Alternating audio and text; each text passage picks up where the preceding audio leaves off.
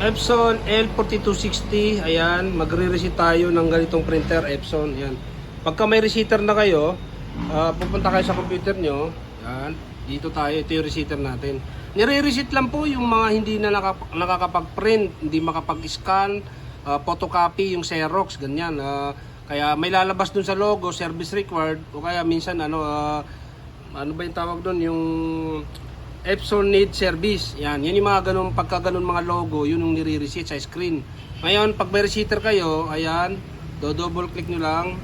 Ito yung receiver natin. Ayan, select nyo yung model. Ayan, meron na 4260, dito 4260 din. Ayan. Waste ink pad counter. Ayan. Ayan, pwede nyo rin i-check kung ilang percent na. Ayan, kung makikita nyo, 41% na, pero pinapareset na kasi ni Bossing kasi malayo pa daw siya.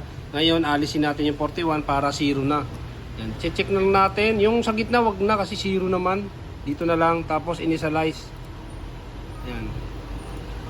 Ayan, pagka nakita nyo na to, turn off printer, ito turn off nyo na yung printer, tapos makikita nyo sa screen, mawawala na dito yung logo na error.